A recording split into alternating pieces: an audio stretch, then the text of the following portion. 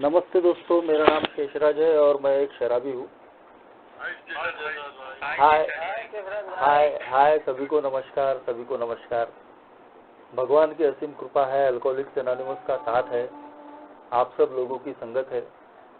यही वजह है दोस्तों, आज भी मैंने शराब नहीं पी और एक बहुत ही बढ़िया और हैप्पी लाइफ जी रहा हूँ दोस्तों।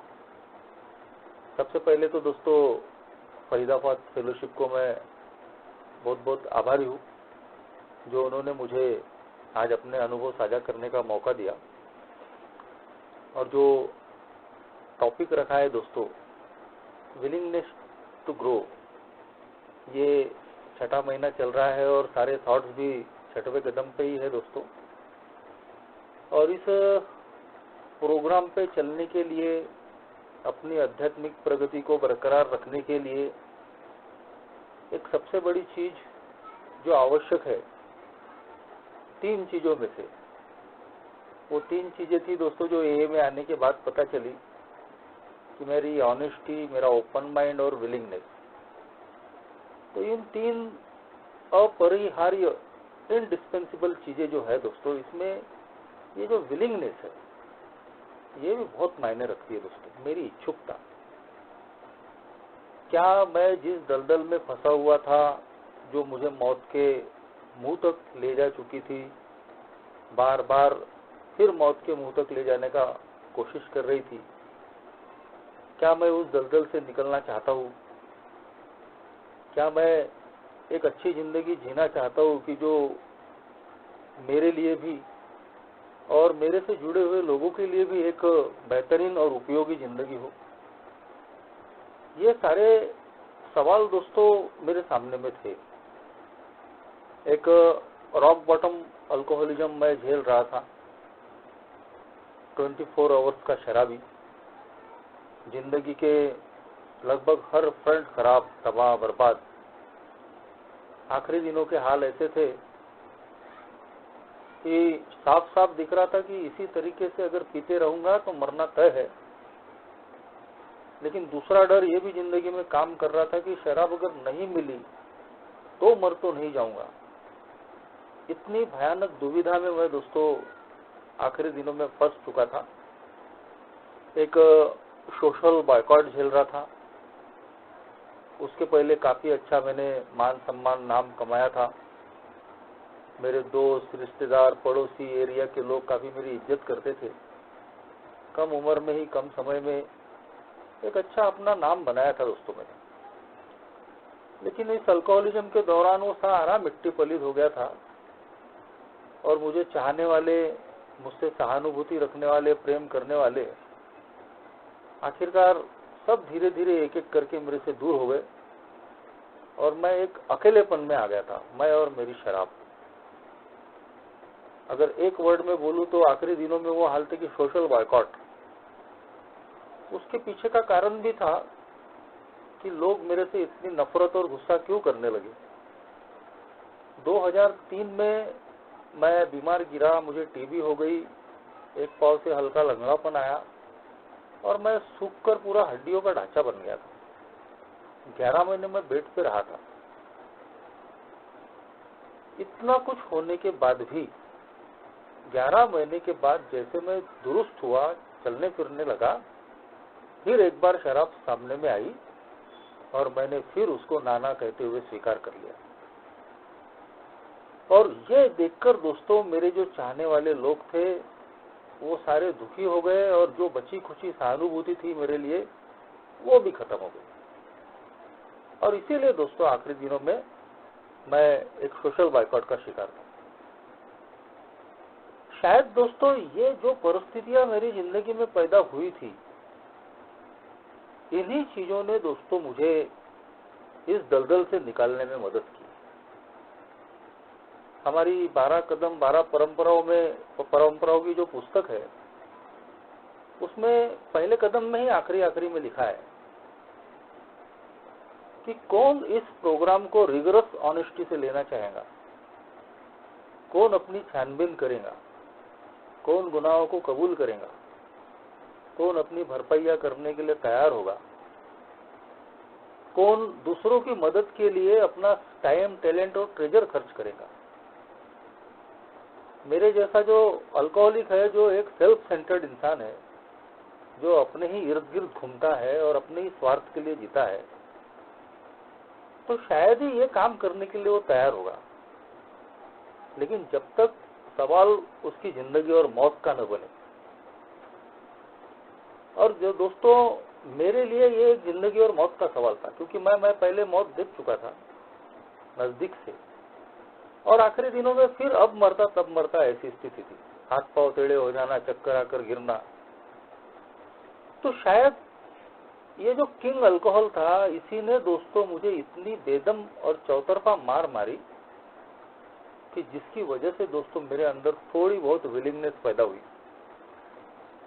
कि नहीं यार, मैं इससे निकलना चाहता हूँ, मैं भी औरों के जैसी एक अच्छी जिंदगी जीना चाहता हूँ। मेरे एक अल्कोहलिक दोस्त ने ही मुझे एक मैसेज दिया। दोनों हम साथ में ही शराब पिया करते थे, एक ही एरिया में रहते थे, और वो 2 महीने से शराब से दूर था। उसको देखकर मुझे एक होप मिली, क्योंकि उसके पहले मेरे सारे प्रयत्न फेल हो चुके थे। उस व्यक्ति ने अल्कोहलिक्स एनोनिमस का मैसेज दिया और मुझे साथ में एक मीटिंग में ले आया। हम दोनों साथ में ही पैदल मीटिंगें किया करते थे, 15-20 मिनट के अंतर पे ही एक ही मीटिंग्स थी, तो साथ में ही हम पैदल पैदल निकला करते थे। तो ये जो थोड़ी बहुत मेरे अंदर में एक इच्छुकता पैदा हुई थी शराबीपन की मार की वजह से, शायद वही वजह थी दोस्तों कि मैं एक ही मीटिंग तक आने के लिए तैयार हुआ। चाहे ये मेरा विलिंगनेस, ये मेरी इच्छुकता, मेरी मन की तैयारी कंडीशनल ही सही, लेकिन ये मेरे लिए काम कर गई। अल्कोहलिक्स एनोनिमस की मीटिंग में आने के तुरंत बाद ही ऐसा क्या चमत्कार हुआ आज भी नहीं मालूम, लेकिन ये इतना प्रोग्राम मुझे पसंद आया, यहाँ के लोग इतने पसंद आए। शायद एक बात ये भी थी कि आखिरी दिनों में जिस प्रेम और सहानुभूति के लिए मैं तरस रहा था, वो प्रेम और सहानुभूति मुझे यहाँ एक के लोगों ने दी। मेरी पीठ पे हाथ रखा, मुझे गले लगाया और बोले आते रहो, हमारा अच्छा हुआ है, आपका भी अच्छा होगा। और पूरी ऑनेस्टी से वो अपनी जिंदगी के काले कारनामे, कठोर कटु अनुभव मेरे सामने में रख रहे थे। ये शायद उस ऑनेस्टी, उनकी ईमानदारी का वो पावर था कि जिसने दोस्तों मुझे सोचने के लिए मजबूर कर दिया। मुझे आइडेंटिफिकेशन मिलने लग गए, यार मैं भी तो इनके ही जैसा हूँ, ये भी तो मेरे ही जैसे लोग हैं। और जैसे जैसे एक मीटिंग में आते गया, तो मेरे अंदर में जो मैं बेचारे की जो फीलिंग थी कि मेरे जैसा दुखी और बर्बाद इंसान कोई है ही नहीं, वो भी धीरे धीरे निकलने लगी, क्योंकि मेरे से भी बहुत ही खराब अनुभव लोग शेयर कर रहे थे। और मैं सोचने पे मजबूर हो गया कि यार इनके पास तो कुछ भी नहीं है, जबकि मेरे पास तो है, बोलने के लिए भी कुछ न कुछ है। तो ये एक मिरेकल मेरे साथ में एक ही मीटिंग में आने की वजह से हुआ दोस्तों। मेरी शराब बंद करने की इच्छा थी, डिजायर थी, लेकिन दोस्तों अगर मैं घर में बैठे ही, जैसा कि मैं पहले भी विचार करता था कि मैं शराब छोड़ना चाहता हूँ, मेरी इच्छा है, लेकिन उस इच्छा के साथ में जोड़ के लिए मन की तैयारी ही नहीं थी। विलिंगनेस जो है दोस्तों, वो हमारी एक अंदर से इच्छुकता को दर्शाता है।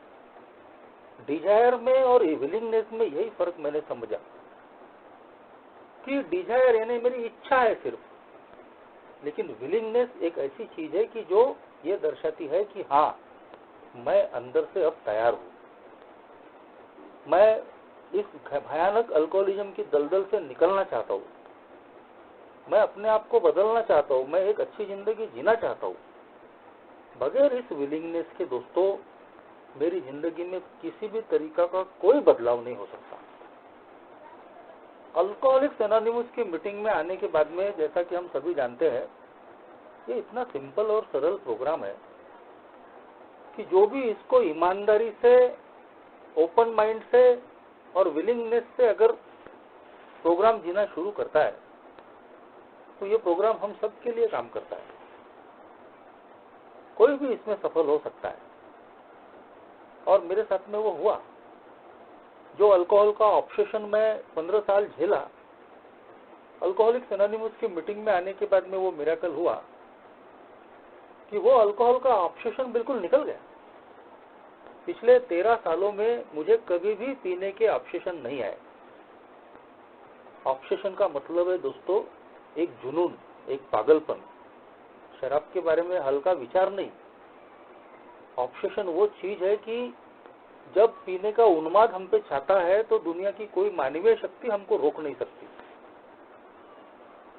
मगर इस तरीके का जो पीने का उन्माद और जुनून है, अल्कोहलिक्स एनोनिमस में आने के बाद ये ईश्वर की कृपा है कि मैंने महसूस नहीं किया। समस्याएं ए में आने के पहले भी थी, समस्याएं ए में आने के बाद में वैसी की वैसी ही थी, और आज भी कई समस्याएं हैं। 13 साल पहले की जो समस्याएं थी वो आज नहीं है, लेकिन आज कुछ अलग समस्या है।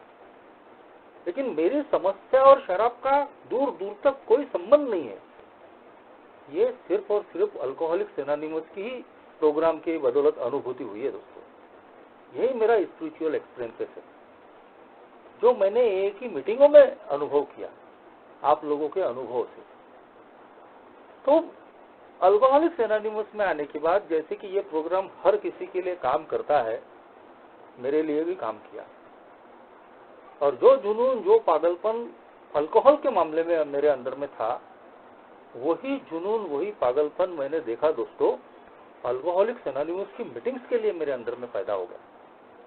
सवेरे शाम दारू के अड्डों की तरफ जाने वाले कदम, 24 घंटे दारू का विचार करने वाले कदम, अचानक दोस्तों पता नहीं एक ही मीटिंग के बारे में सोचने लगे। एक ही मीटिंग की तरफ मेरे कदम जाने लगे।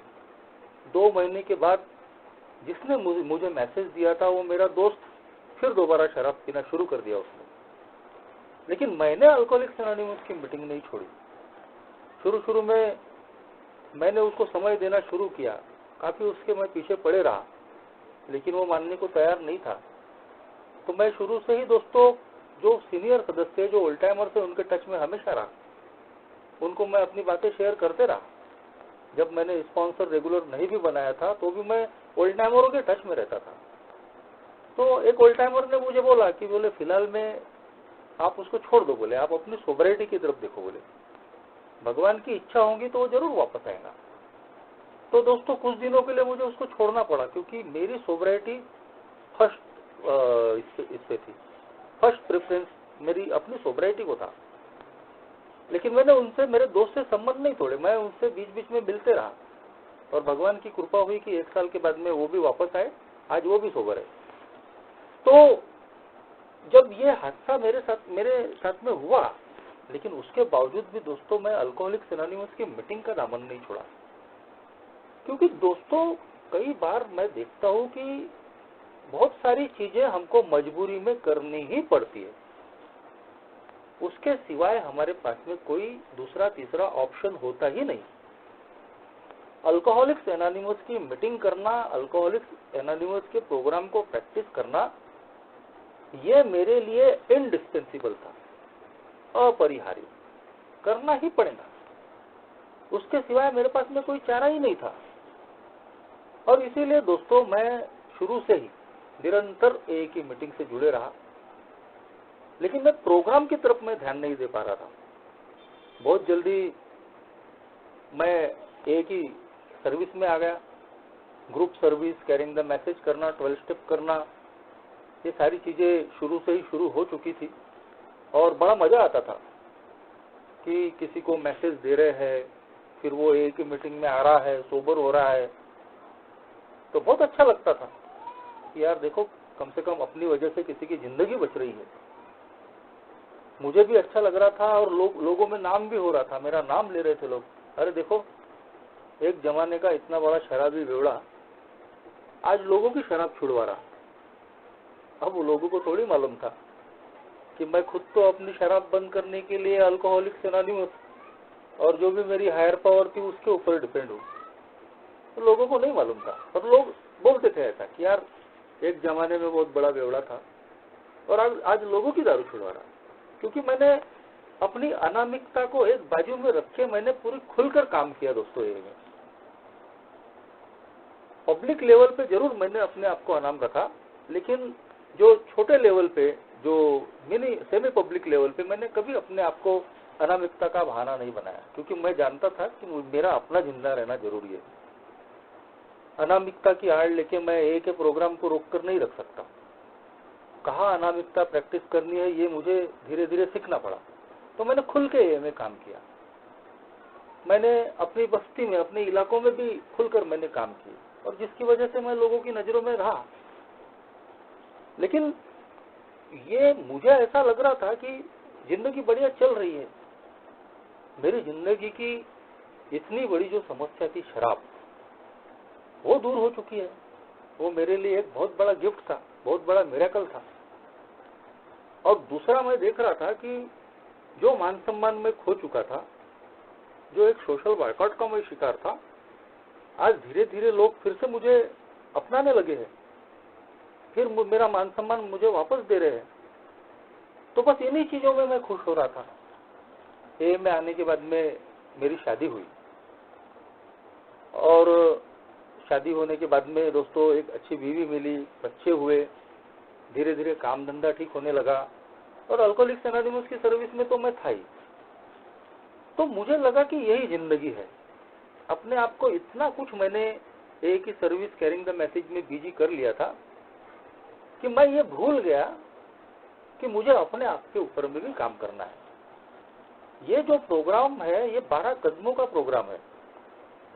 तो ओल्ड टाइमरों की शेयरिंग दोस्तों हमेशा हमको कहीं तो भी हमारी आंखें खोलने का काम करते रहती है। आज जो मेरे स्पॉन्सर है, वही दोस्तों हमेशा अपनी शेयरिंग्स में बोलते थे कि जिसकी 12 कदमों पे रिकवरी अच्छी, वही ए की सर्विस भी अच्छे तरीके से कर सकता है, और वो भी ए की एकता के लिए भी अच्छे तरीके से जी सकता है। अब वो बातें बड़ी चुभती थी, लेकिन दोस्तों उसके बावजूद भी जब वो शेयरिंग के माध्यम से ही मैं सुनता था कि चौथा कदम लेना पड़ेगा, पांचवा कदम लेना पड़ेगा, भरपाइयाँ करनी पड़ेंगी, तो मुझे लगता था कि ये बहुत बड़ा सिलेबस है और बहुत बैठना पड़ेगा, मेहनत करनी पड़ेगी, काम धंधे छोड़ने पड़ेंगे। तो फिर अभी ये जो एक ही सेवा का इतना दायरा बड़ा कर रखा, तो ये कब करेंगे, घर के काम कब करेंगे, काम धंधे कब करेंगे। तो मैं इन चीजों से कहीं तो भी भागने की कोशिश कर रहा था, लेकिन उसके नतीजे भी मिल रहे थे। आज मैं बोल सकता हूँ कि मेरा स्पिरिचुअल डेवलपमेंट रोक कर रखने का काम कर रहा था। मुझे ऐसा लग रहा था कि जो जिंदगी में शुरुआती दिनों में ए में जी रहा था, वही सही है। खुद भी शराब से दूर रहो और अन्य लोगों की मदद करो। लेकिन मैं अपने आप की सफाई पे काम नहीं करने की वजह से वो भी चीजें सामने आ रही थी कि मैं अंदर से डिससेटिस्फाइड हूँ। अच्छा काम करने के बावजूद, शराब से दूर होने के बावजूद मेरी जिंदगी में पीस ऑफ माइंड नहीं है। मैं सेवा कर रहा हूँ लेकिन सेटिस्फेक्शन नहीं है। और दूसरी बात कि जैसे मेरे संबंध अल्कोहलिज्म के दिनों में खराब थे, ए में आने के बाद, अल्कोहल से दूर होने के बाद में भी वैसे ही संबंध खराब हो रहे हैं। मेरे घर के लोग परेशान थे, पहले अल्कोहलिज्म से परेशान थे, अब मेरे ईगो और डोमिनेटिंग पर्सनैलिटी से परेशान हो रहे हैं। पहले माँ बाप परेशान थे, अभी बीवी भी मेरे स्वभाव का शिकार बन रही है। जब बच्चे हुए तो बच्चे भी मेरे स्वभाव का शिकार बनने लग गए। मेरी लड़की, लोग ए के अंदर में लोगों से संबंध खराब हो रहे थे। ओल्ड टाइमरों से उलझ जाना, न्यू कमर्स को कुछ भी बोल देना, और मुझे ऐसा लग रहा था कि मैं जो कर रहा हूँ वो बिल्कुल सही कर रहा हूँ। ए के लिटरेचर को पढ़ना शुरू कर दिया था। ओल्ड टाइमरों की शेयरिंग से भी बहुत सारी चीजें सुनने को, सीखने को मिल रही थी। तो मैं ट्रेडिशन लॉयर बन गया था। ग्रुप में, इंटर ग्रुप में, फेलोशिप में, जब भी कभी कोई प्रोग्राम रहे, कोई इशू रहा, तो वहाँ बिल्कुल चीखना, चिल्लाना, रूल रेगुलेशन के हिसाब से बात करना, कैसे लोग गलत है ये साबित करने की कोशिश करना। और फिर बाहर में क्या, ए में भी ऐसे लोग मिल जाते हैं कि जो बिल्कुल आपको यूज करने की कोशिश करते हैं। तो ये चीजें सब होने लग गई थी दोस्तों। ओल्ड टाइमरों से मेरे संबंध खराब हो रहे थे, न्यूकमर्स से मेरे संबंध खराब हो रहे थे, मेरे ग्रुप में ग्रुप के लोग कुछ मेंबर मेरे से परेशान हो गए थे। हम एक शुरुआती जो एक शहर का एक जो पहला इंटरग्रुप था, उससे बाद में हम लोग अलग एक इंटरग्रुप बनाए थे, वहां मैं चेयरमैन बना पहला। तो पहली सर्विस देने के बाद में जब बाद में जो टर्म्स के लिए लोग आते थे चुन के, तो उनकी सर्विस में इंटरफेयर करना, अब वो एक रिस्पेक्ट दे रहे थे मुझे कि एक अपना ओल्ड टाइमर है, इंटरग्रुप का फाउंडर मेंबर है, तो भाई चलो इसको नॉलेज भी ज्यादा है, पढ़ा लिखा है, इसलिए वो मुझे रिस्पेक्ट करते थे। लेकिन मैं उसका एक गैर फायदा ले रहा था। दूसरी तरफ एक प्रकार से मैं ए के मामले में भी इतना सीरियस हो गया था कि मुझे लगता था कि मेरा हस्तक्षेप नहीं होगा तो ए ठीक से काम ही नहीं कर सकेंगी। और वो एक भाव तो था ही कि मैं जो बोल रहा हूँ, जो कर रहा हूँ बिल्कुल सही है, सबके हित में है, और जो लोग कर रहे हैं वो गलत कर रहे हैं। ये तो दूर दूर तक मालूम नहीं था कि भाई लोगों को, ग्रुप को भी गलती करने का अधिकार होता है। मगर मैं इस तरीके से काम कर रहा था कि गलती होनी ही नहीं चाहिए, और अगर गलती हो गई तो गलती को माफ करने वाला मेरा स्वभाव भी नहीं था। गलती करने वाला चाहे मेरे घर का व्यक्ति हो, बाहर का हो या ए का हो, उसको सजा कैसे देना, उसको अपमानित कैसे करना, इस तरीके का मेरा बिहेवियर था दोस्तों। और फिर इसके बदले में मुझे मिल क्या रहा था? ना मैं खुद सेटिस्फाइड था, ना मेरी जिंदगी में शांति थी, और ना मेरी वजह से दोस्तों लोगों की जिंदगियों में कोई शांति थी। तो ये चीजें दोस्तों मुझे समझ में ही नहीं आ रही थी। लेकिन जब दोस्तों मैंने ऐसे कुछ अनुभव देखे अल्कोहलिक्स एनोनिमस में, कि कैसे अपने आप के ऊपर में काम नहीं करने की वजह से दोबारा फिर लोग शराब की तरफ में जा रहे हैं। 3 साल तक मेरे एक लंगोटिया यार बचपन के दोस्त को मैंने मैसेज देने के बाद में लाना ले जाना किया, लेकिन आखिरकार दोस्तों वो नहीं माना और उसने शहर के एक तालाब में सुसाइड कर लिया। और ऐसे भी बहुत सारे लोग मैं देख रहा था कि जो किसी न किसी अपने कैरेक्टर डिफेक्ट की वजह से फिर दोबारा शराब की तरफ जा रहे। एक बार नहीं, एक ही व्यक्ति एक ही कैरेक्टर डिफेक्ट की वजह से बार बार शराब पी रहा है। कोई अनैतिक संबंधों की वजह से पी रहा है, कोई इजी मनी के चक्कर में, लैटरी, सट्टा, जुआ, 2 नंबर के काम, कोई छोटी छोटी बात पे गुस्सा होकर शराब पी रहा है। बहुत सारे लोग शराब नहीं पी रहे, लेकिन उनके अपने एटीट्यूड में और व्यवहारों में कोई परिवर्तन नहीं होने की वजह से फिर वो तमाम नई परेशानियों में फंस रहे। कोई सुसाइड कर रहा सोब्राइटी में। तो ये जो अनुभव मैं ले रहा था, और मेरे अपने अनुभव तो थे ही कि मैं जीने का आनंद उठा ही नहीं रहा हूं। शराब छोड़ने के बाद में भी कोई सुकून नहीं है मेरे वजह से, ना लोग खुश है ना मैं खुश हूँ। अच्छी सर्विस देने के बाद, अच्छी सेवा का काम करने के बाद मेरे अंदर में कोई समाधान और सेटिस्फेक्शन ही नहीं है। ये सारी जो चीजें थी दोस्तों, ये कहीं तो भी मुझे अल्कोहलिक्स एनोनिमस का जो हाउस क्लीनिंग का प्रोग्राम है या अपनी स्पिरिचुअल डेवलपमेंट का जो प्रोग्राम है, वो लेने के लिए मुझे मजबूर करने लगी। जो चीजें मैंने भोगा, मेरी वजह से लोगों ने भोगी, शायद यही वजह थी दोस्तों कि मेरे अंदर आगे का प्रोग्राम लेने के लिए एक विलिंगनेस पैदा हुई। मुझे समझ में आया कि नहीं, सिर्फ शराब की दूरी से काम नहीं चलेगा। मैं एक अल्कोहलिक्स एनोनिमस जिस बात का मुझे वादा करती है, एक हैप्पी जॉयस फ्री लाइफ का, और जो मैं लोगों की जिंदगियों में देख रहा हूँ, सिर्फ किताबों में नहीं, कुछ ओल्ड टाइमर नजर के सामने में थे कि जो 100% परफेक्ट नहीं थे, लेकिन उनकी हाव भाव में, उनकी बातों में, उनके व्यवहार में प्रोग्राम झलकता था।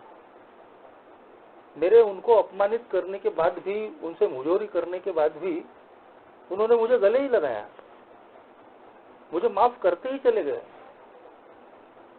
और उनकी पर्सनल निजी जिंदगियों में भी मैंने देखा कि वो बिल्कुल संयमित रह के काम कर रहे, हंस के बात कर रहे, एक अलग ही लेवल की एनर्जी उनकी जिंदगी में मैं देख रहा था। कितने उम्र दराज है, इतने सालों की सोबराइटी है, और उसके बावजूद दोस्तों कभी न थके निरंतर एक का काम कर रहे। किसी ओल्ड टाइमर का लड़का चला जाता है, डेथ हो जाती है, और वो दोस्तों पोस्टमार्टम रूम के बाहर में एक मीटिंग ले रहा है। और भी ऐसे अनगिनत दूसरे मेंबर्स में देखता हूं कि तमाम उनकी तकलीफें, उसके बावजूद भी दोस्तों वो बिल्कुल चेहरे पे हंसी है, संयमित ढंग से जी रहे, संयमित ढंग से काम कर रहे हैं। तो ये लोगों की जिंदगियों में जो मैंने देखा दोस्तों, मेरे पहले आए हुए, मुझे भी लगा कि नहीं, ये मैं भी पाना चाहता हूँ, ये मेरी जिंदगी में भी हो सकता है। मेरी जिंदगी में भी जो समस्याएं है, मैं उनको एक अच्छे ढंग से टैकल करने की कोशिश करना चाहता हूँ। मैं दोबारा शराब नहीं पीना चाहता, तो मुझे अपने अंदर वो इमोशनल सोबराइटी कहीं तो भी लानी पड़ेगी, मुझे अपने आप को मजबूत बनाना पड़ेगा। और इस आध्यात्मिक प्रगति के लिए, इस स्पिरिचुअल डेवलपमेंट के लिए जो जरूरी चीज है वो है दोस्तों मेरा विलिंगनेस। ये विलिंगनेस मेरे अंदर में आया उन चीजों की वजह से जो मैंने अपनी जिंदगी में भोगा, अनुभव किया। जो गलतियां मैंने की दोस्तों, उन्हीं गलतियों की वजह से जो मुझे अपने अनुभव मिले, उन्होंने ही दोस्तों मुझे आगे का प्रोग्राम लेने के लिए तैयार किया। 4 साल के बाद में मैंने स्टेप्स के लिए, खासतौर पे चौथे कदम के लिए अपना स्पॉन्सर बनाया, और आज मैं अपने स्पॉन्सर का बहुत धन्यवाद अदा करता हूँ कि वो मुझे समय समय पे मोटिवेट करते रहे। बीच में कई बार मैं फिर सर्विस की आड़ लेके अपने रिकवरी के ट्रैक से हट जाता था, तो वो कुछ बोलते नहीं थे, बस धीरे से ही मुझे पॉइंट करते थे, पिन पॉइंट, अब कहाँ तक आया मामला। और वो हमेशा बोलते थे, वो शेयरिंग में भी बोलते थे और पर्सनली भी कभी हम मिले तो बोलते थे कि एक ही सर्विस ठीक है, लेकिन हमारी जो पर्सनल रिकवरी है वो भी बहुत मायने रखती है। अगर मैं पर्सनली रिकवर नहीं हुआ ठीक तरीके से, तो मैं एक ही सर्विस भी निष्काम, निस्वार्थ भावना से और पवित्र मन से नहीं कर पाऊंगा। और वही तो मेरे साथ में हो रहा था। मेरे अंदर पेशेंस नहीं थे, सहनशीलता नहीं थी, और मैं तुरंत रिजल्ट वाला इंसान था। मुझे तुरंत रिजल्ट चाहिए और मेरे मन में फिक्स चाहिए। किसी तरीके का कोई संयम मेरे अंदर में नहीं था, ना अपनी भावनाओं पे, ना भाषा पे, ना व्यवहार पे। और यही वजह मेरी बेचैनी का और मेरी अशांति का कारण थी। तो अगर मैं 12 कदमों को प्रैक्टिस करता हूँ, उनको लेने के लिए अगर तैयार होता हूँ, ये जो विलिंगनेस है दोस्तों, ये मेरी आगे की आध्यात्मिक तरक्की का रास्ता खोल सकती है। शराब से दूरी एक फिजिकल सोबराइटी है कि अब मैं शराब को ना बोलने की ताकत रखता हूँ, लेकिन मेरी भावनाओं पे संयम है क्या? अपने चरित्र के दोषों पे मेरा कोई वश है क्या? कभी भी उफान मार रहे हैं। कुछ दोष जो थे वो साइलेंट थे, लेकिन वो कभी भी बढ़ सकते थे, कभी भी तेज हो सकते थे। 7 साल की सोबराइटी के बाद में कहीं तो भी एक अपोजिट सेक्स के प्रति जो आकर्षण है, वो मैंने देखा कि मेरे अंदर में बहुत तीव्र गति से जाग रहा है। कभी कभी लालच भी पैदा हो जाती थी कि यार कब तक ये साला अभाव की जिंदगी जिएंगे, कुछ बड़ा काम करना चाहिए। सभी लोग अपनी भौतिक तरक्की कर रहे, और मैं ये क्या आध्यात्मिक चीज लगा के बैठा हूँ। मुझे भी अपनी भौतिक तरक्की करनी है। तो मेरा मन भी दोस्तों कहीं तो भी बेचैन हो जाता था और दौड़ता था। ए में आने के बाद में भी मेरी फाइनेंशियल कंडीशन काफी सालों तक बड़ी खराब रही, क्योंकि हर धंधे का एक गुडविल होता है दोस्तों, वो गुडविल में सब खराब करके आया था। तो अल्कोहलिक्स एनोनिमस में आने के बाद में भी वो गुडविल बनाने के लिए काफी समय लगा मुझे। लोगों की नजर में फिर से उठना, उनका विश्वास स्वीकार करना।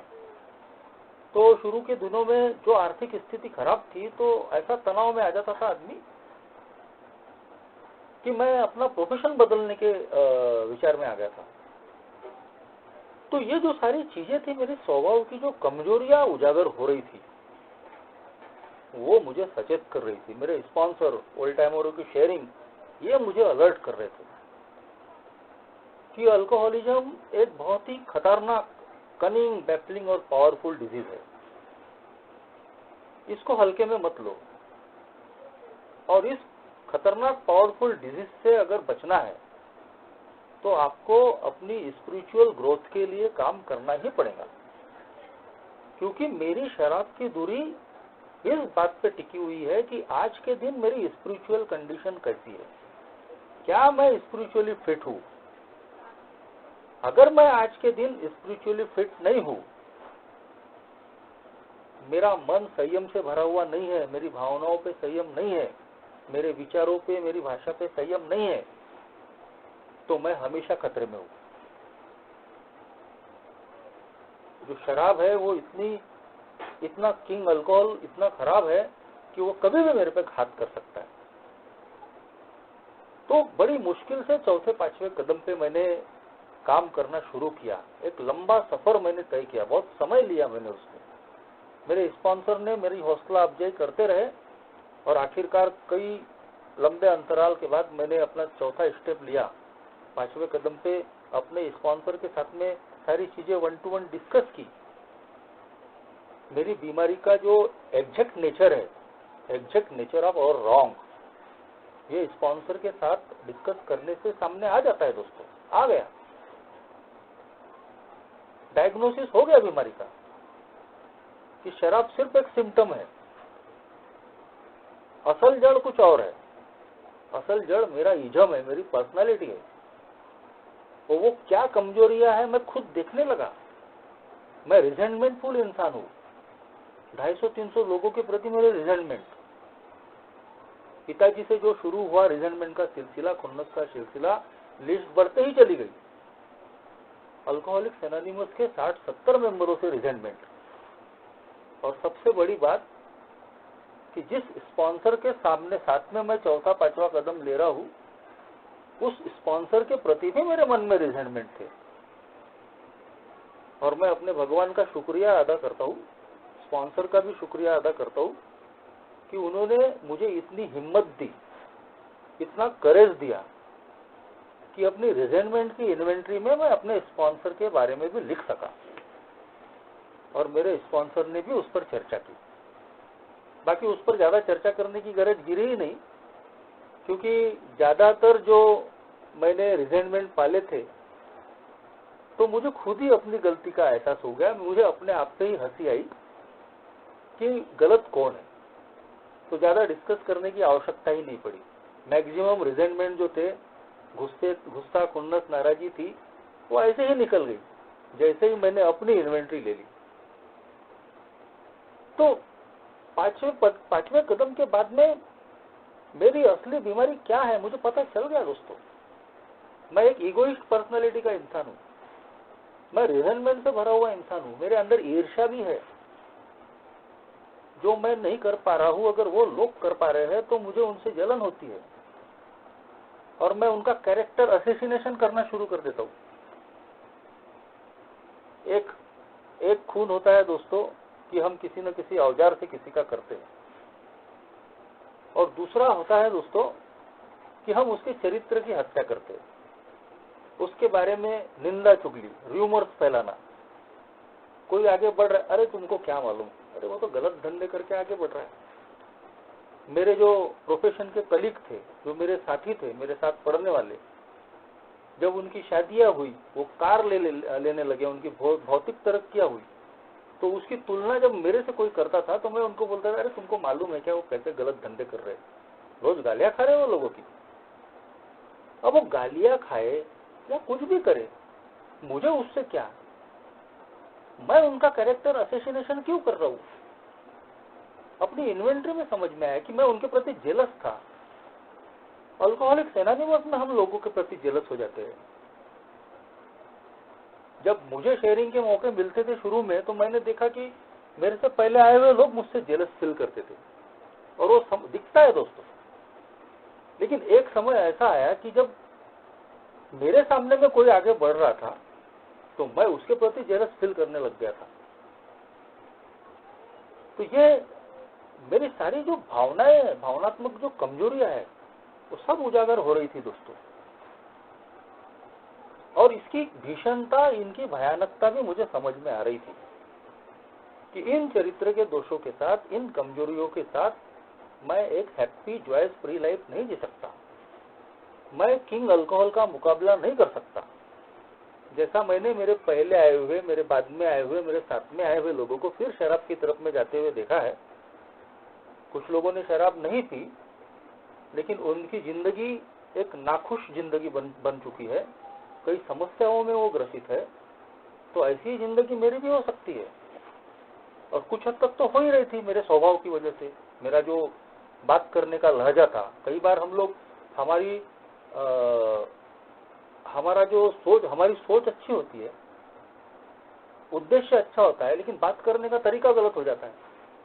और ये प्रॉब्लम मेरे साथ में बहुत था। मेरे स्पॉन्सर ने कई बार डिस्कस करते हुए बताया, सीधा मुझे नहीं बोला, उदाहरण देके बोलते थे कि कई बार दोस्तों बोले हमारी उद्देश्य अच्छा होता है बात करने का, लेकिन बात रखने का जो तरीका है वो गलत हो जाता है बोले, और उसकी वजह से फिर लोग हमारी बातों से नाराज हो जाते हैं, दुखी हो जाते हैं। यही चीजें मैंने अनुभव की। मेरी वजह से मेरे होम ग्रुप के 2-3 सदस्य ग्रुप छोड़ के चले गए। जिस इंटर ग्रुप में मदर इंटर ग्रुप में मैं सेक्रेटरी बना, वहां से जो एक नया इंटर ग्रुप हमने बाद में बनाया, तो उसके पीछे भी मैं ही था। कहीं तो भी लोगों से मिलकर काम करने की जो बात है, वो स्वभाव में मेरे नहीं था। जो एक मेरे जैसे अल्कोहलिक, इगोइस्ट अल्कोहलिक का स्वभाव रहता है, या तो मैं ऊपर रह के बात करूंगा या फिर किसी के साथ में रहूंगा ही नहीं, पर मैं एक सहयोगी बन के काम करना मुझे आता ही नहीं। ये जब चीजें दोस्तों मैंने 5वें 4थे कदम के बाद में मेरे समझ में आई, और मुझे समझ में आया कि ये कितने खतरनाक है। ये मुझे चैन से नहीं रहने दे रहे, मेरी चित्त शांति में रुकावट है, मेरी आध्यात्मिक प्रगति में रुकावट है, और इन चीजों के साथ में मैं सोबर नहीं रह सकता। यही वो चीजें थी दोस्तों जो मुझे 6ठे कदम पे कहीं तो भी एक ग्रो, आगे बढ़ना है, मुझे प्रोग्रेस करनी है, मुझे इन चीजों से निकलना है। उसके लिए मेरे अंदर विलिंगनेस पैदा करने में कामयाब रही। 6वां कदम एक मेरी जिंदगी में टर्निंग पॉइंट आया दोस्तों, जब मैंने सही मायने में अपनी तैयारी दर्शाई, अपनी इच्छुकता दर्शाई, अपनी मन की तैयारी की। नहीं, मैं इन चरित्र के दोषों के साथ, मैं इन कमजोरियों के साथ, और ये जो पुराना मैं जो हूं, मैं इसके साथ नहीं जीना चाहता, मैं इससे निकलना चाहता हूं। मेरे चरित्र के दोष पूरी तरीके से निकलेंगे या नहीं निकलेंगे मैं नहीं जानता, ये सिर्फ भगवान को पता है। लेकिन अल्कोहलिक्स एनोनिमस का प्रोग्राम है, जब तक मैं गोल फिक्स नहीं करूंगा कि हाँ मैं ये करना चाहता हूं, तो मैं उसमें सफल कैसे होऊंगा। प्रोग्राम परफेक्शन का नहीं है, लेकिन गोल तो मुझे बनाना ही पड़ेगा।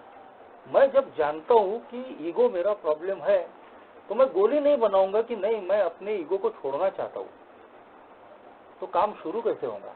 मैं तो यही मान लूंगा कि ईगो तो जाने वाला है नहीं, मेरी काम वासना तो मेरे से निकल नहीं सकती, मेरा रिजेंटमेंटफुल स्वभाव है वो तो यार जा ही नहीं सकता, मेरा जो जेलस है वो तो मेरा नेचुरल स्वभाव है, नेचुरल इंस्टिंक्ट है, वो कैसे निकलेंगी। मेरे अंदर में जो ग्रीड है, लालच भरी है, वो तो ईश्वर ने दी है, वो तो कभी बॉस किसी की निकल ही नहीं सकती। अगर मैं ये पहले ही मान के बैठ जाऊं तो फिर वो निकलेंगे ही नहीं। और मैं तो उसमें माहिर हूं, मुझे अपने दोषों से प्यार होता है। मुझे लगता है कि यार कभी कभार किसी पे भड़क जाता हूँ, गुस्सा करता हूँ, गाली देता हूँ, तो गलत थोड़ी है, ये तो जरूरी है, नहीं तो लोग तो सर पे चढ़ जाएंगे। क्या हुआ अगर मैंने थोड़े बहुत उल्टे सीधे काम कर लिए। सभी लोग, पूरी दुनिया तो भौतिक तरक्की के पीछे भाग रही है, मुझे भी भौतिक तरक्की करनी है। तो क्या हुआ, कभी सट्टा खेल लिया थोड़ा, कभी जुआ खेल लिया, कभी लॉटरी खेल ली, कभी गलत ढंग से पैसा कमा लिया, तो क्या बिगड़ता है, क्या फर्क पड़ता है। अगर कभी किसी ने मुझे खुद ऑफर दिया है इलिसिट रिलेशन, सेक्स रिलेशनशिप के, और मैंने मौके का फायदा ले लिया, आगे से अगर ग्रीन सिग्नल है तो क्या मैं छोड़ दूं। तो ये मेरे अपने दोषे से मुझे प्यार होता है दोस्तों। लेकिन ये अल्कोहलिक्स एनोनिमस के प्रोग्राम की बदौलत, मेरे स्पॉन्सर की बदौलत मैं समझ में आया कि ये जो हल्का हल्का जो फोड़ा है, जो जिसको मैं आजू बाजू में सहला रहा हूँ और मुझे मजा आ रहा है, यही हल्का फोड़ा बाद में अगर नासुर बन जाए, सड़ जाए, तो जहां भी वो है रहेगा, वो पूरी जगह ही काट कर फेंकनी पड़ेगी। और इसीलिए बेहतर है कि मैं उस हल्के फोड़े को मैं नासुर बनने से पहले ही उसका इलाज कर लूं। अभी जो हल्का हल्का आनंद उसको सहलाने में आ रहा है, तो आगे चल के कितनी बड़ी तकलीफ देने वाला है, इसका मैं अंदाजा भी नहीं लगा सकता। ये चीजें जब मुझे समझ में आई दोस्तों, मेरा एग्जैक्ट नेचर ऑफ रॉन्ग, ये कितनी खतरनाक चीज है मेरी सोबराइटी के लिए, मेरी शराब की दूरी के लिए और मेरी खुशनुमा जिंदगी के लिए। मैं फिर उस दलदल में नहीं जाना चाहता। मैं एक अच्छी लाइफ जीना चाहता हूँ, एक पीस ऑफ माइंड वाली, एक सेरेनिटी वाली। इन चीजों ने दोस्तों कभी तो भी मुझे छठवें कदम पे तैयार करवाया। नहीं भगवान, मैं तैयार हूं कि तू मेरे अंदर के चरित्र के दोषों को निकाल दे। क्योंकि उसके पहले मैं देख रहा था, चौथा पांचवा कदम लेने के बावजूद मेरे अंदर कोई बदलाव नहीं था। वही डोमिनेटिंग पर्सनैलिटी घर में भी थी, वही बाहर थी, वही ए में भी थी। चौथा पांचवा कदम एक फैशनेबल ढंग से मैंने लिया था कि रोज उस पर बात होती है करके अपन ने लेना है, इसलिए ले लिए। लेकिन उसका कोई फायदा ही नहीं हो रहा था। बीमारी का पता चलने के बाद में अगर मैं उसका इलाज करने के लिए तैयार ही नहीं होऊंगा, तो बीमारी दुरुस्त होगी कैसी? सॉल्यूशन अगर है सामने में रखे, तो विलिंगनेस बताना पड़ेगा कि हाँ मैं तैयार हूं, मैं अपनी बीमारी का इलाज करने के लिए तैयार हूं। कब तक मैं बच्चा बने रहूंगा? अगर मैं जैसा पहले मेरे सारे व्यवहार थे बच्चों जैसे, एक बच्चा दोस्तों उसको जो चाहिए वो मांगता है और नहीं मिली तो चीखता है, चिल्लाता है, बच्चे में कोई संयम नहीं होता और उसको तुरंत चीजें चाहिए। बच्चे ज्यादा सोचते भी नहीं, बहुत ही जल्दी किसी कंक्लूजन पे पहुंच जाना, जल्दी किसी निर्णय पे पहुंच जाना। और हम देखते हैं दोस्तों कि बच्चे चलते कम है और दौड़ते ज्यादा है, विचारों से भी और शरीर से भी। अपनी ही दुनिया में बच्चे खोए रहते हैं, उनको दुनियादारी का उतना हिसाब नहीं पता होता, वो ज्यादा सोचते भी नहीं। लेकिन अगर वो बच्चा इधर उम्र बढ़ रही है और उसमें कोई मानसिक और भावनिक परिवर्तन नहीं आया, तो वो कितने भी साल का हो जाएगा, उसकी हरकतें बताएंगी कि ये बचपना ही बचकाना ही है। और अगर वो बच्चा अगर कितनी भी उम्र होने के बाद में भी उसकी सारी हरकतें, सारा व्यवहार बच्चों जैसा ही होगा, तो उसकी जिंदगी में कोई फर्क नहीं आएगा। लोग उसे नासमझ ही बोलेंगे, अपरिपक्व ही बोलेंगे। लेकिन जब दोस्तों मैं इस आध्यात्मिक रास्ते पे जीने की इच्छा दर्शाता हूँ, अपने अंदर में डेवलपमेंट चाहता हूँ, मैं भी इस स्पिरिचुअल ग्रोथ को पाना चाहता हूँ, वहां जाके दोस्तों कहीं तो भी मैं जो ये छठा कदम बोलता है कि उस बच्चे से अलग होके एक सैन मैन, एक सैन पर्सन, एक परिपूर्ण व्यक्ति के हिसाब से सोचना शुरू करता हूँ। जब मुझे मालूम है कि मेरे चरित्र के दोष और कमजोरियां मेरे लिए घातक है, ये मेरी सोबराइटी के लिए और मेरी अच्छी जिंदगी जीने में रुकावट बन सकती है, तो मुझे वो बचपना छोड़ना पड़ता है। एक परिपूर्ण और एक समझदार इंसान के हिसाब से काम करना पड़ता है। नहीं तो मैं दोस्तों अगर अपने आप को बदलने के लिए तैयार ही नहीं रहूंगा, तो वही पुरानी जिंदगी आज भी चलती रहेंगी, चाहे मेरी उम्र कितनी भी बढ़ जाए। तो अल्कोहलिक्स एनोनिमस की इस मीटिंग में आने के बाद में ये सारी चीजें सीखने को मिली कि मैं अगर अपनी पर्सनैलिटी में प्रोफाउंड चेंज चाहता हूं, और वो भी इसलिए अपनी खुशी के लिए, मैं खुश रहूंगा तो मेरे साथ जुड़े हुए लोग खुश रहेंगे। मैं अगर दुखी रहूंगा, मेरे चेहरे पे 12 बजे रहेंगे, मैं भावनात्मक रूप से असंतुलित रहूंगा, असंयमित रहूंगा, तो उसका प्रभाव मेरे से जुड़े हुए लोगों पे भी पड़ने वाला है। वो भी दुखी रहेंगे, वो भी बेचैन रहेंगे, वो भी असंयमित रहेंगे। इसलिए मेरा मजबूत होना जरूरी है। अल्कोहलिक्स एनोनिमस के आध्यात्मिक प्रोग्राम पे मैं चल रहा हूं, मेरे से जुड़े हुए लोग चल रहे हैं या नहीं चल रहे, ये मेरा लुकआउट नहीं है। मुझे साबित करना है कि मैं कितना परिपक्व हुआ हूँ, मैं कितना संयमित हूँ अपनी जिंदगी में। मुझे ही देखकर मेरे से जुड़े हुए लोग वैसा व्यवहार करेंगे। और इन्हीं सारी चीजों के लिए कहीं तो भी दोस्तों ये विलिंगनेस बहुत जरूरी होती है। Willingness to grow, willingness is foundation of all spiritual growth कहा जाता है दोस्तों। मेरी सारी आध्यात्मिक प्रगति का जो फाउंडेशन इसेंस है वो दोस्तों विलिंगनेस है। तो बस दोस्तों आज भी कभी कभी विलिंगनेस कमजोर हो जाती है आगे के कदम लेने के लिए या रोज कदम लेने के लिए, लेकिन भगवान की प्रार्थना करके, स्पॉन्सर का साथ लेके, और ये जो रोज मीटिंग में जुड़ते हैं ना, तो किसी न किसी के अनुभव से वो जो सोई हुई विलिंगनेस है वो फिर जाग जाती है। फिर मैं अपना सब कुछ झटक कर अंगड़ाई लेके फिर अपने अंदर विलिंगनेस बढ़ा के इस प्रोग्राम को जीने की कोशिश करता हूँ। और शायद यही वजह है कि आज कम से कम जिंदगी में थोड़ी बहुत सुख शांति है, सेरेनिटी है, एक बेहतर जिंदगी में जी रहा हूँ। तो जो भी मेरे अनुभव थे मैंने रखा, आप लोगों ने सुन लिया। धन्यवाद, थैंक यू।